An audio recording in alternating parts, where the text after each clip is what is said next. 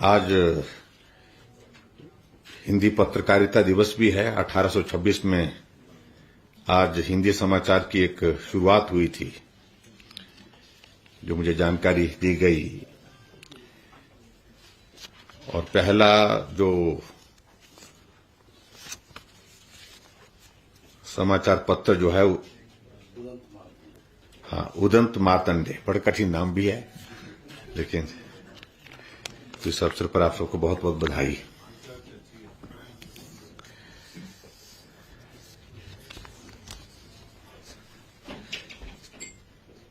मित्रों, हम सबका यह सौभाग्य है कि हिमाचल प्रदेश देवभूमि में एक बार फिर से आदरणीय प्रधानमंत्री जी का आगमन कल 31 मई को होने जा रहा है।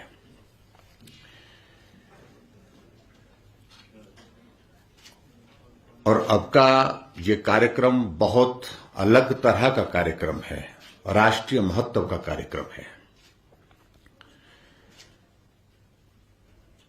केंद्र में भारतीय जनता पार्टी एनडीए सरकार का 8 वर्ष का कार्यकाल पूरा हुआ है। और यह 8 वर्ष का कार्यकाल भारत के इतिहास में मैं कह सकता हूं कि सबसे यशस्वी कार्यकाल रहा है। देश के प्रधानमंत्री श्री नरेंद्र मोदी जी के नेतृत्व में इन 8 वर्षों में भारत को एक नई पहचान दिलाई है। अंतर्राष्ट्रीय स्तर पर भारत का सम्मान, अंतर्राष्ट्रीय स्तर पर भारत की पहचान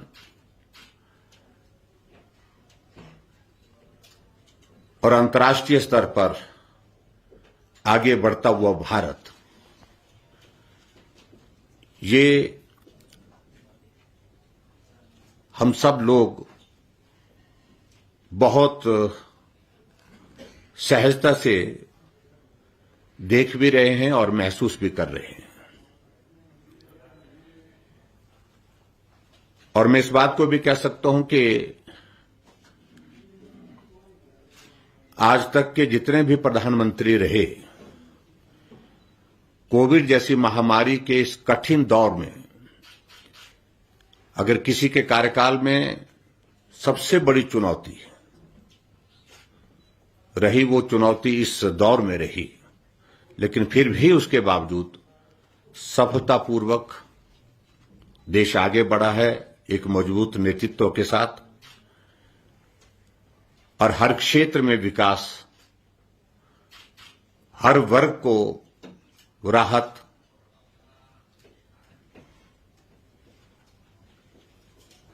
इस अनुभव के साथ भारत लगातार आगे बढ़ता हुआ अपनी पहचान बनाने में सफल हुआ है। मैं आदरणीय प्रधानमंत्री जी को बहुत बहुत बधाई देता हूं 8 साल के कार्यकाल पूरा होने पर भी, और उनके नेतृत्व में जिस प्रकार से भारत अलग पहचान के साथ, जिस प्रकार से मैंने कहा कि आगे बढ़ता जा रहा है, ये एक बहुत बड़ा उनका एक कंट्रीब्यूशन, उनका एक योगदान इस देश के लिए रहा है।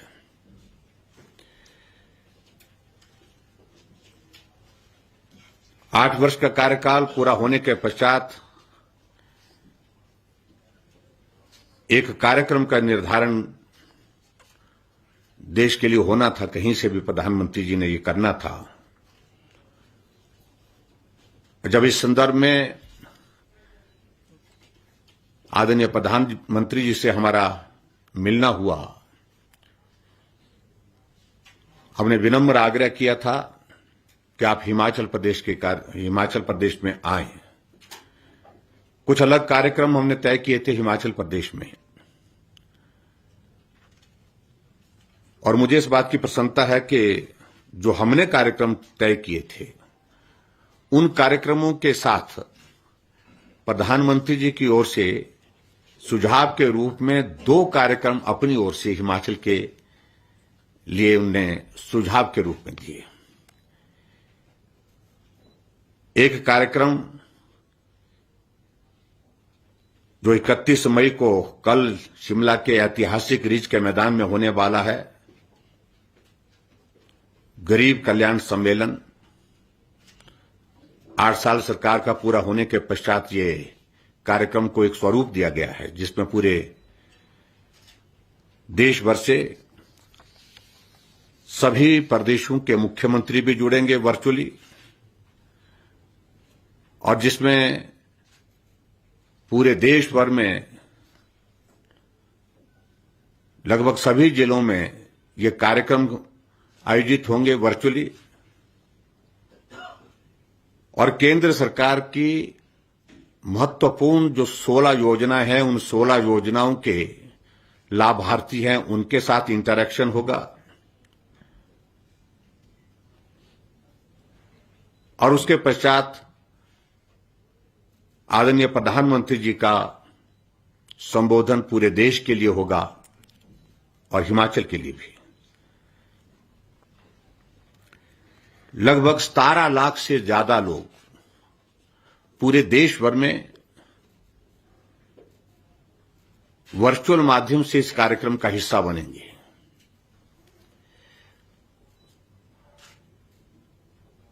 हमको यह सौभाग्य प्राप्त हुआ इस कार्यक्रम का आयोजन करने का, और उस दृष्टि से हम इस कार्यक्रम को भव्य कार्यक्रम के रूप में शिमला के रिज के मैदान में आयोजित करने जा रहे हैं। और हिमाचल प्रदेश का हमारा कुल जो लक्ष्य है इस कार्यक्रम को एक भव्य कार्यक्रम के रूप देकर के इसको सफल बनाने के लिए, उसमें 50,000 लोग हिमाचल प्रदेश के इसमें जुड़ने वाले हैं। शिमला के रिज के मैदान के अतिरिक्त 11 जिलों के मुख्यालय में, 11 जिलों में भी जिला स्तर पर लाभार्थी वर्चुअल माध्यम से इस कार्यक्रम का हिस्सा बनेंगे। और 11 जिलों में हिमाचल प्रदेश के सभी जो मंत्री हैं वो उपस्थित रहेंगे, पार्टी के हमारे वरिष्ठ नेता भी उपस्थित रहेंगे, विधायक भी उसमें उपस्थित रहेंगे।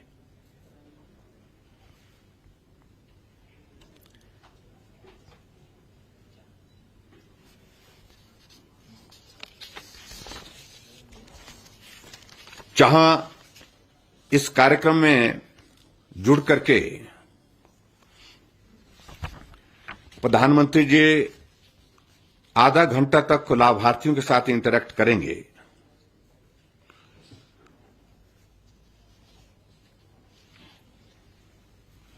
वहां मुझे इस बात की भी प्रसन्नता है कि कल प्रधानमंत्री जी 11वीं किस्त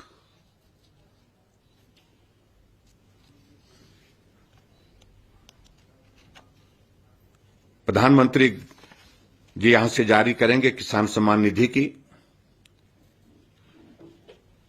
और ये 21,000 करोड़ रुपए की राशि जो है वो कल जारी की जाएगी। और मुझे इस बात की भी प्रसन्नता है कि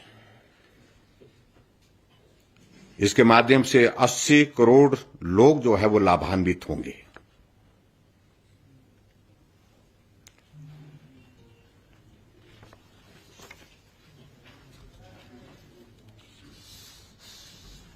मित्रों, मुझे इस बात की भी प्रसन्नता है कि ये कार्यक्रम कल का जो आयोजित किया जा रहा है, इस कार्यक्रम के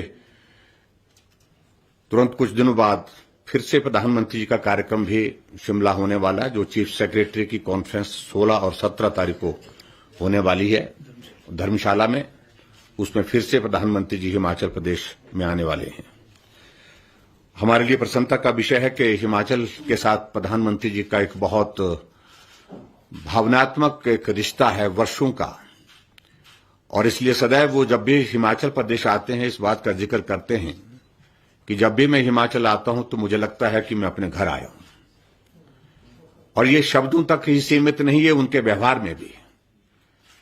और उस दृष्टि से मैं हिमाचल प्रदेश के लिए उनके हर तरह के सहयोग, चाहे हिमाचल के लिए एम्स का देना एक बहुत बड़ी देन है उनकी तरफ से, हिमाचल प्रदेश में अटल टनल रोहतांग का निर्माण पूरा होना और बहुत तेज गति से उसका कार्य पूर्ण होना, ये एक बहुत बड़ा कंट्रीब्यूशन उनका योगदान रहा है। उस दृष्टि से हिमाचल प्रदेश के लिए हमारे टूरिज्म के सेक्टर में विशेष तौर से एडीबी के प्रोजेक्ट को स्वीकृति देना, जो रुक गया था एक वक्त कोविड के कारण 2100 करोड़ रुपए का, उसके लिए भी मैं उनका आभार व्यक्त करता हूं। हिमाचल प्रदेश के लिए स्पेशल असिस्टेंस सेंटर की ओर से जो 800 करोड़ रुपए हमको मदद के रूप में मिला, और उसके लिए भी मैं आदरणीय प्रधानमंत्री जी का आभार व्यक्त करता हूं। और हर तरह के सहयोग के लिए आदरणीय प्रधानमंत्री जी का मैं आभार व्यक्त करता हूं। और कल के इस कार्यक्रम की छोटी सी रूपरेखा मैंने आपके समक्ष रखी। प्रधानमंत्री जी 10:50 पर शिमला के रिज के मैदान में पहुंचेंगे और उसके पश्चात जो कार्यक्रम की रूपरेखा मैंने आपके समक्ष बताई है, उस कार्यक्रम को यहां पर करेंगे। सबसे बड़ी बात हमारे लिए इस बात की है कि प्रधानमंत्री जी का हिमाचल आना और हिमाचल आकर के हिमाचल के लोगों को विकास की दृष्टि से डबल इंजन की सरकार, जिसका हमेशा सदैव जिक्र होता है, उसके रूप में मदद करना, यह हमारे लिए प्रसन्नता का विषय है। बाकी सारी चीजों को लेकर के मैं विस्तार से न कह करके सिर्फ इतना ही कहना चाहता हूं कि एक ऐतिहासिक कार्यक्रम जो कल का होने वाला है, जो पूरे देश के लिए एक राष्ट्रीय महत्व का कार्यक्रम है, उसको आयोजित करने का सौभाग्य हिमाचल प्रदेश सरकार को प्राप्त हुआ है।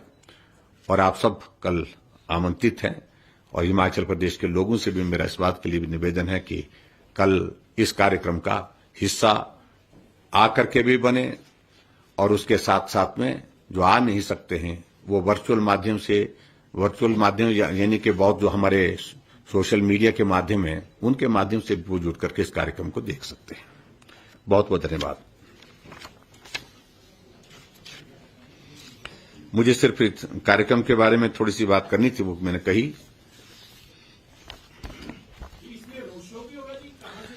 जी हाँ, इसमें एक कार्यक्रम का स्वरूप यह है कि अन्नाडेल प्रधानमंत्री जी के आने के पश्चात ये सीटीओ से लेकर के रानी झांसी पार्क जहां के लिए ऊपर मुड़ेंगे, वहां तक लोग उनका स्वागत करेंगे। प्रधानमंत्री जी रुकेंगे नहीं, और अपनी गाड़ी में चलते चलते जहां वो रिज के मैदान की ओर बढ़ते जाएंगे तो लोग उनका अभिनंदन और स्वागत करते जाएंगे।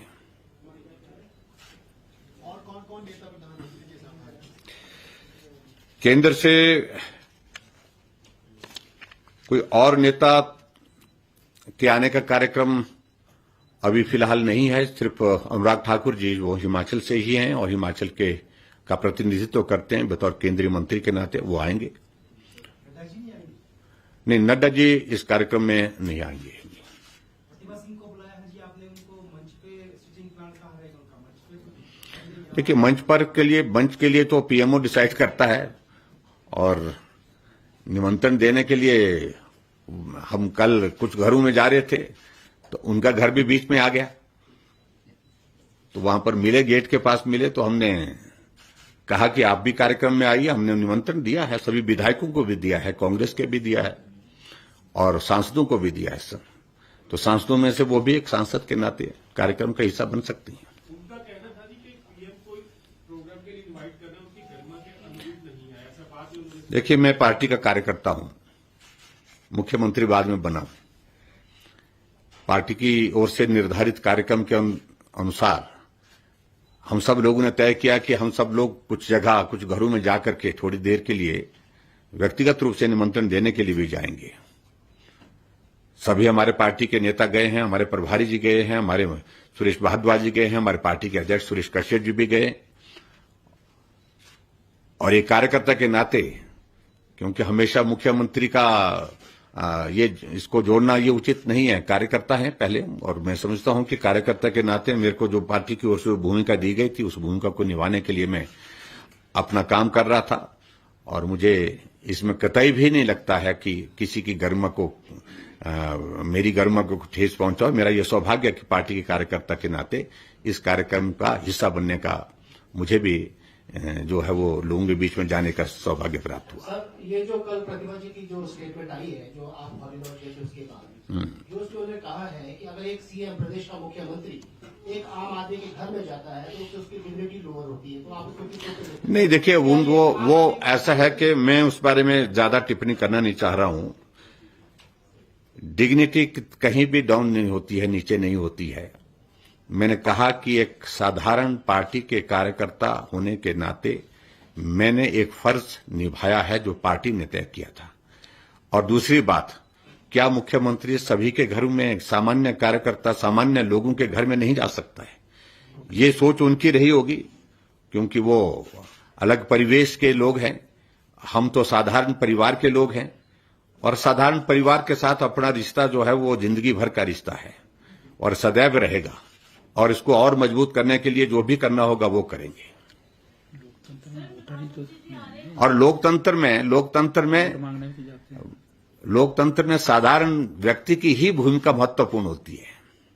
जी, सर, प्रधानमंत्री जी आ रहे हैं कल, तो काफी उम्मीदें हिमाचल को है। इसमें 2-3 प्रोजेक्ट्स हैं सर, जिसमें बल्क ड्रग एक है, तो उम्मीद है सर कि कल प्रधानमंत्री जी यहाँ पे घोषणा करें। नहीं, देखिए, हमने किसी बात के लिए इस तरह से आग्रह नहीं किया प्रधानमंत्री जी के समक्ष कि वो घोषणा करें। प्रधानमंत्री जी आए और हमारे लिए सौभाग्य ये है कि इतना बड़ा कार्यक्रम, राष्ट्रीय स्तर का कार्यक्रम का आयोजन हमारे शिमला के रिज के मैदान से हो रहा है।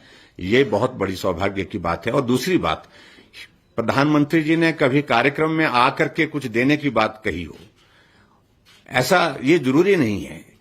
प्रधानमंत्री जी ने बिना आए बहुत कुछ दिया है, आकर के भी दिया है, बिना आए भी दिया है। हर वक्त जब भी हमने मदद उनसे प्रदेश के विकास के लिए मांगी है, सहयोग मांगा है, तो उनका सहयोग मिला है। तो इसलिए मैं यही कहना चाहूंगा कि प्रधानमंत्री जी का सिर्फ अभिनंदन करेंगे और प्रधानमंत्री जी ने हिमाचल के लिए बहुत कुछ दिया है।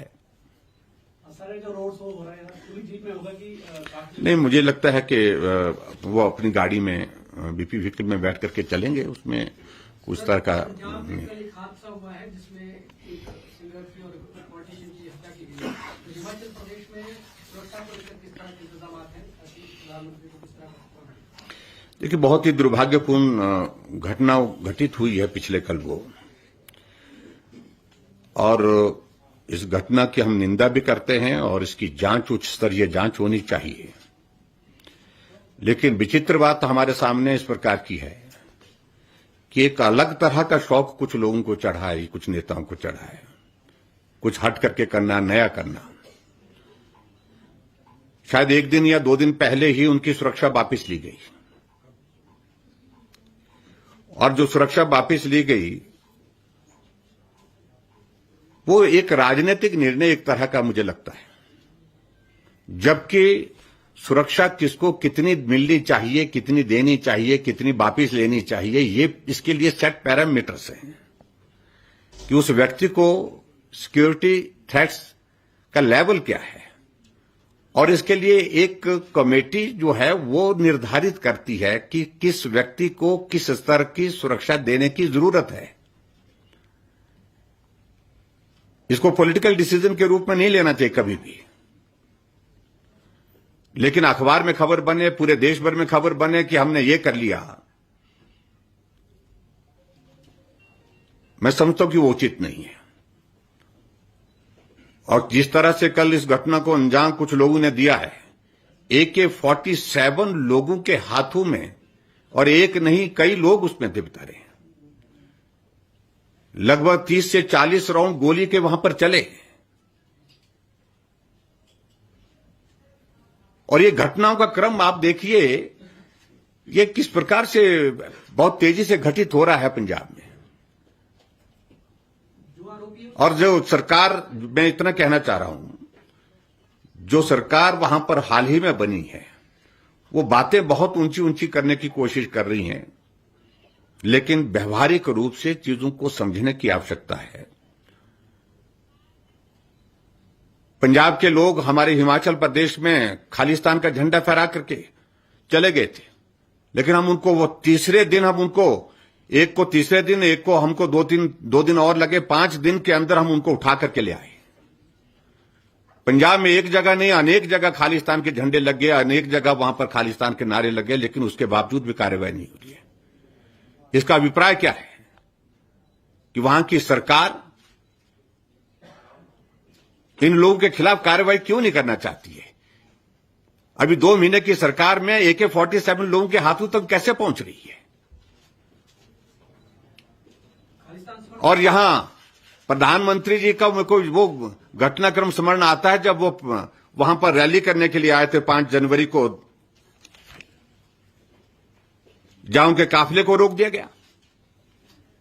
और उस वक्त उन्होंने, प्रधानमंत्री जी ने एयरपोर्ट जब पहुंचे थे तब जाकर के कहा था, उनके एक मंत्री के पास शायद ये कहा था कि अपने मुख्यमंत्री को का धन्यवाद करना कि मैं सुरक्षित वापिस जा रहा हूं।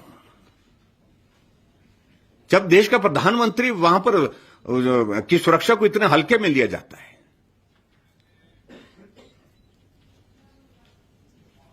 दो महीने की सरकार में मंत्रिमंडल में मंत्री को बर्खास्त करना पड़ रहा भ्रष्टाचार केस में।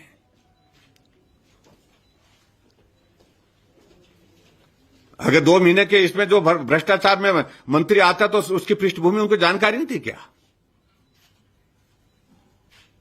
तो ऐसे में जो घटनाक्रम घटित हो रहा है लगातार पिछले कुछ अरसे से, ये नई सरकार जो पंजाब में बनी है, ये देश के हित में नहीं है, पंजाब के हित में तो बिल्कुल ही नहीं है। सर, हिमाचल प्रदेश से कितने ऐसे लाभार्थी हैं जिनके साथ पीएम का संवाद होगा और हिमाचल प्रदेश में कौन-कौन सी? आज वो तय होगा। शायद चल रही है बातचीत निकल में, अभी वो फाइनल होनी है, आज जानकारी मिल जाएगी। शायद 2 लोगों को शॉर्टलिस्ट किया जा रहा है उसमें। सर एक सवाल है कि इतना बड़ा कार्यक्रम है तो नड्डा साहब क्यों नहीं आ पा रहे सरकार? देखिए, एक बात मान करके आपको चलना होगा। प्रधानमंत्री जी के कार्यक्रम और पार्टी के राष्ट्रीय अध्यक्ष जी के कार्यक्रम का स्वरूप केंद्रीय स्तर पर तय होता है। कहां इकट्ठा रहना है, कहां अलग अलग रहना है, इस सारे विषय पर मुझे लगता है कि जो आप बात खड़ा करने की कोशिश कर रहे हैं तो इसका कोई औचित्य नहीं है। मंडी में प्रधानमंत्री जी को एक बड़ा त्रिशूल सम्मान स्वरूप भेंट किया गया था। इस बार का क्या रहेगा? वो आपको मंच पर ही बताएंगे उस दिन कल। साहब, आपने बोला कि पंजाब की सरकार जो है वो देश हित के नहीं है, पंजाब हित के नहीं है। क्या आप वहां राष्ट्रपति शासन की? नहीं, देखिए, मैं इस पर अभी टिप्पणी इससे ज्यादा नहीं करना चाहता हूं, लेकिन जितना मैंने कहा इतना पर्याप्त है।